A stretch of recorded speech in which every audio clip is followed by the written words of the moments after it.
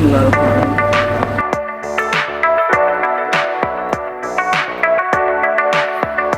खाने में तो अच्छा है, रोज़ाना खा सकते हैं आप, ये रोज़ाना खा सकते हैं।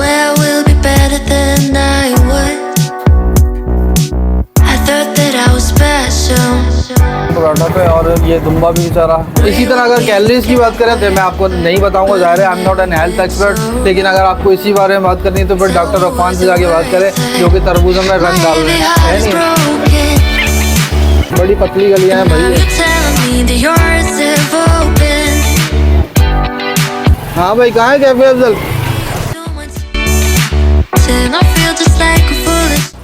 बिस्मिल्लाहिर्रहमानिर्रहीम। अस्सलाम वालेकुम दोस्तों, अल्लाह के नाम से करते हैं आज का व्लॉग शुरू। और काफ़ी दिन से मैं यहाँ पे हैदराबाद में मौजूद हूँ और हैदराबाद फूड सीरीज़ को भी कवर किया मैंने, लेकिन ये कि मौका नहीं मिल रहा था दुल्हन पराठा को ट्राई करने का। काफ़ी दिन हो गए कोशिश कर रहा हूँ मैं वहाँ जाने की, लेकिन जा नहीं पा रहा था। तो आज बड़ी मुश्किल से हम लोग सुबह ही सुबह उठे और जा रहे हैं अभी दुल्हन पराठा को ढूंढने के लिए, उसको फाइंड करने के लिए और उसके साथ साथ उसको ट्राई करने के लिए। तो आज की वीडियो में यही सब मिलने वाला है, स्टे ट्यून और लेट्स कंटिन्यू। वहाँ पर गाड़ी ले जाना बड़ा मुश्किल है, तो हमने बोला चलो बाइक पे चलते हैं, और बाइक पे मुश्तबा आ गए मेरे साथ, तो बाइक ले ली हमने, बाइक पे जा रहे हैं। इसी के साथ साथ रास्ते में से एक दोस्त को भी कलेक्ट करना है। सुबह के 8:30 बजे से हम लोग रेडी हैं, बस निकले हैं अभी यहाँ पे, लेकिन इस वक्त भी काफ़ी धूप है हैदराबाद में। तो ये इस वक्त हीट वेव चल रही है हैदराबाद में, कल भी 47 था इस वक्त, और यहाँ पे अभी आज जो है वो अभी होगा अराउंड 35 से तो ऊपर ही होगा अभी सुबह ही सुबह, ठीक है। तो लेकिन लेटर इन द डे और टेम्परेचर बढ़ेगा आज। तो हम कलेक्ट करने वाले हैं दोस्त को, उसके बाद फिर इसको कंटिन्यू करते हैं यहाँ से, ठीक है। हैदराबाद में 2 से 3 बंदे बाइक पे बैठना इज़ नॉर्मल, और यहाँ पे हम अब एक दूसरे फ्रेंड को कलेक्ट कर लिया, पहुँचने वाले हैं दुल्हन पराठे की तरफ, लेकिन रास्ता अभी भी काफ़ी बाकी है। चलो फासला काफ़ी है कि यहाँ पे पेट्रोल ही ख़त्म हो गया, पेट्रोल भरवा रहे हैं और पेट्रोल भरवा के फिर कंटिन्यू करते हैं यहाँ से सफ़र अपना। हैदर चौक पे इस वक्त हैं हम, हैदर चौक पे से हमें शाही बाज़ार की तरफ जाना है। तो अब शाही बाज़ार की तरफ इस वक्त तो बहुत ज़्यादा रश नहीं, क्योंकि दुकानें वगैरह बंद हैं। अगर दोपहर में आए या शाम में यहाँ पे आए तो बहुत ज़्यादा ट्रैफिक होता है, और यहाँ पर बहुत पैर रखने की भी जगह नहीं होती है। तो शाही बाज़ार की तरफ वहाँ से शॉर्टकट लेंगे हम और फिर वहाँ से निकलेंगे। ये पाकिस्तान का मशहूर मारूफ शाही बाज़ार इस वक्त सब बंद पड़ा हुआ है, और इसलिए हम आसानी से यहाँ से जा रहे हैं, अदरवाइज़ यहाँ पे पैर रखने की भी जगह नहीं होती है। दुल्हन पराठा जो है उसकी शॉप का नाम असल में कैफ़े अफजल है, तो कैफ़े अफजल के नाम से ज़ाहिर है हमें मालूम किया, तो उसको फिर उन्होंने लोगों ने बताया कि हाँ कैफ़े अफजल आप जाएँ, वहीं दुल्हन पराठा आपको मिले। गली में ये रेशम गली है, वो पाकिस्तान का एक मशहूर मारूफ बाज़ार है, एक बहुत बड़ी गली है जो कि दुकानों पर मुश्तमिल है, और एशिया के बड़े लंबे तरीन बाज़ारों में इसका एक शुमार है। इस वक्त तो अभी ज़ाहिर है बहुत अर्ली मॉर्निंग है, तो यहाँ पे बंद पड़ा हुआ है, लेकिन ये कि अभी हम आगे चलते हैं और इसको ढूंढते हैं कहाँ पे दुल्हन पराठा मिल नहीं रहा अभी। हाँ भाई, कहाँ है कैफ़े अफजल? इसी गली में भाई, यहाँ पे गली में घुस जाओ, बड़ी पतली गलियाँ हैं भाई ये।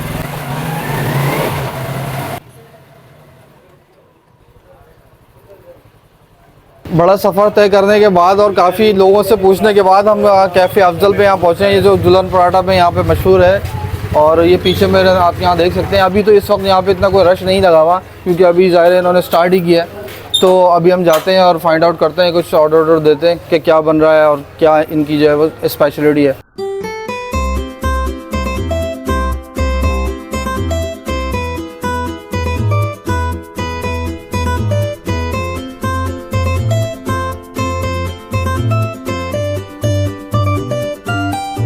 जब हम पहुंचे कैफ़े अफजल, तो कैफ़े अफजल यानी दुल्हन पराठा के सीन्स भी नॉर्मल हलवा पूरी वाले ही थे। कहीं हलवा बन रहा है, कहीं पूरी बन रही है, कहीं सर्विंग हो रही है, कहीं पूरी तली जा रही है, कहीं कचौरी बनाई जा रही है। सुबह के नाश्ते का माहौल बना हुआ था और वहाँ पर इसी तरह की कुछ प्रिपरेशन चल रही थी।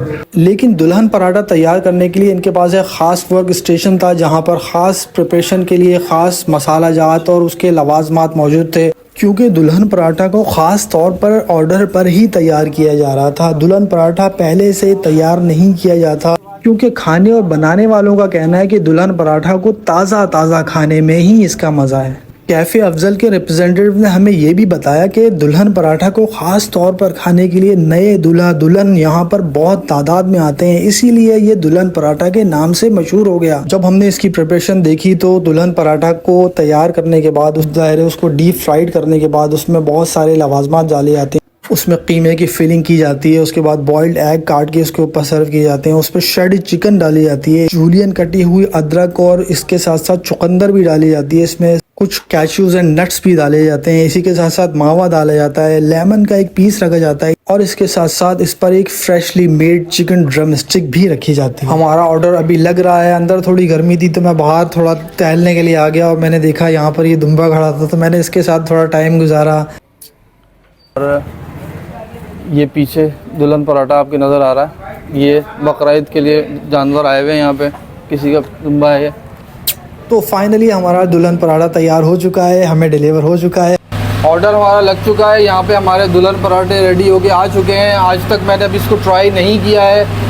आज इस दुल्हन पराठा को ट्राई करने के बाद आप इसका मैं ऑनेस्ट एंड फेयर रिव्यू भी दूंगा कि हाइजीन में कितना बेहतर है, इसी तरह से इसका टेस्ट कितना अच्छा है और कितना ये हेल्दी है। और दूसरी चीज़ें भी हमारे पास आती जा रही हैं, इसके लवाजमात जो होते हैं इसके साथ ज़ाहिर है नाश्ते के अंदर काफ़ी ज़्यादा चीज़ें सर्व करते हैं, छोले हो गए, हलवा हो गया।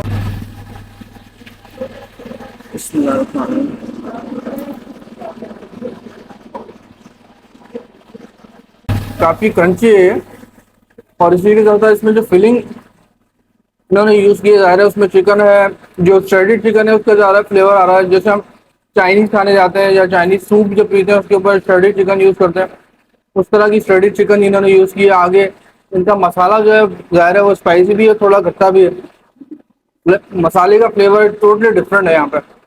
और उसके अलावा जो है वो इसके अंदर जो है वो कीमा है और दूसरी चीज़ें, तो फ्लेवर इज़ डिफरेंट। मेरे साथ मेरे दोस्तों ने और टीम मेंबर्स ने भी इस दुल्हन पराठा को ट्राई किया।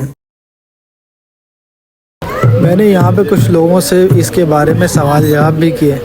खाने में तो अच्छा है, रोज़ाना खा सकते हैं आप, ये रोज़ाना खा सकते हैं, इसी तरह बहुत से लोग भी रोज़ाना खा सकते हैं, लेकिन नहीं कर सकते कि हमें कोई हेल्थ का इशू है, इशू हो जाएगा खाने के बाद। नहीं माशाल्लाह, नहीं माँ हर चीज़ माशाल्लाह डाइजेस्ट हो जाती है, हजम हो जाता है सारा। चलो दैट्स गुड। इसी तरह से रनिंग के ऊपर है। हाँ, रनिंग के ऊपर, हाँ। अब जाएंगे इसी तरह अगर कैलोरीज की बात करें तो कैलोरीज के बारे में ज़ाहिर है हम लोग तो इतना ज़्यादा एक्सपीरियंस नहीं कर सकते, मैं आपको नहीं बताऊंगा, ज़ाहिर है I am not an health expert. लेकिन अगर आपको इसी बारे में बात करनी है तो फिर डॉक्टर अफान से जाके बात करें जो कि तरबूज़ों में रंग डाल रहे हैं, है नहीं है। इसी तरह से रेटिंग के हवाले से रेटिंग में दूंगा इसको 8 आउट ऑफ 10, क्योंकि इनकी सर्विस अच्छी थी और कॉपरेशन भी इन्होंने किया। इसी तरह से स्टाफ जो है बहुत ज़्यादा कॉपरेटिव है, आने जाने में इन्होंने बार बार आके पूछ रहे थे कि आपको कुछ चाहिए तो नहीं। इसी तरह से कोल्ड ड्रिंक इनके पास अवेलेबल नहीं थी तो ये कहीं और गया और लेके आया हमारे लिए, तो I appreciate that as well. To be honest इसको मैं हेल्दी तो खैर नहीं कहूँगा, वंस इन अ वाइल इसको आप खा सकते हैं, लेकिन रोज़ाना खाना आपकी सेहत के लिए नुकसानदेह भी हो सकता है, क्योंकि ये डीप फ्राइड है, ऑयली है, इसी के साथ साथ ये आपके जिगर को नुकसान भी कर सकता है। जो ऑयल में तैयार किया जाता है आप अंदाज़ा लगा सकते हैं कि बार बार उसी को गर्म करके उसी के अंदर मुख्तलिफ़ चीज़ों को तैयार किया जा रहा होता है, तो इतना हेल्दी तो खैर मैं इसको नहीं कहूँगा। इसको खाने के बाद इसके हेल्थ बेनिफिट्स और इसकी कैलोरीज़ के बारे में अगर हम बात करें तो उसके लिए फिर डॉक्टर अफान को यहाँ आना पड़ेगा, ज़ाहिर है उनको इसको खा के देखना पड़ेगा और फिर हमें बताना पड़ेगा कि इसके क्या फ़ायदे हैं, क्या नुकसान आते हैं। तो बहरहाल मैं आपको ये बताऊँगा कि ज़ाहिर टेस्ट इज़ यूनिक। और इसी तरह से इस ब्लॉग को यहीं पर ख़त्म करते हैं, इंशाअल्लाह ताला मिलेंगे नेक्स्ट ब्लॉग में। अपना ख्याल रखिएगा। अस्सलाम वालेकुम, अल्लाह हाफ़िज़।